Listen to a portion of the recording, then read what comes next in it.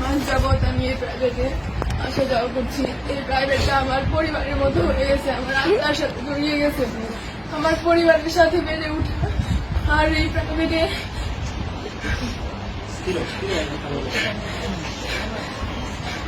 প্রাইভেটটাকে আমার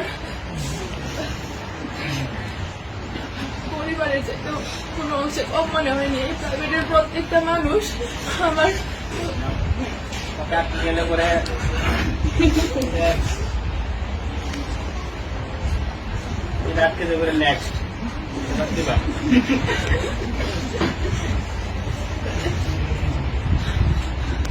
আর আমাকে সমাজকর্মের সামনে শিখাইছে যে কিভাবে নিজের লুকিয়ে থাকা প্রতিভাকে জাগিয়ে তুলতে হয়, কিভাবে স্বপ্নকে বড় করতে তুলতে হয়, নিজের প্রতিভাকে জাগিয়ে তোলার প্রেরণা জাগাইছে স্যার।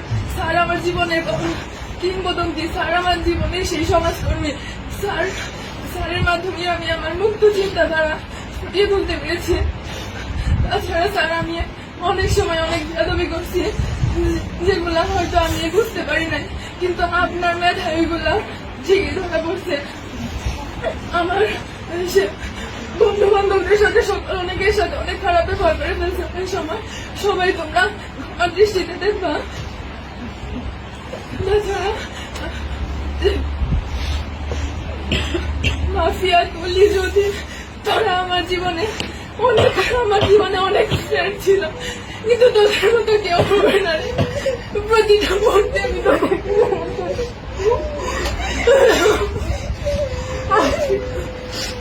দীর্ঘ 12 বছর পড়াশোনা জীবনে অনেক স্যারের সাথে পরিচয় হয়েছে, অনেক বন্ধু বান্ধবের সাথে পরিচয় হয়েছে, কিন্তু স্বামীর স্যারের মতো কেউ হয়ে উঠতে পারিনি আজ পর্যন্ত। আর তোদের মতো ফ্রেন্ড আজ পর্যন্ত হয়ে উঠতে পারেনি। আমি ক্লাসের মধ্যে অনেক কথা কাউন্টার দিতাম যাতে অনেকে বিরক্ত হতাম। সবাই আমাকে ক্ষমা করে দিও। আমার স্যার, আমি সবসময় আপনার থেকে সকল ধরনের সাপোর্ট পাই আসছি। স্যার, কোনো সময় আপনাকে শুধু স্যারের চোখে না, আপনাকে আমার বড় ভাইয়ের চোখে, একজন আদর্শ গাইডলাইনের চোখে দেখে আসছি।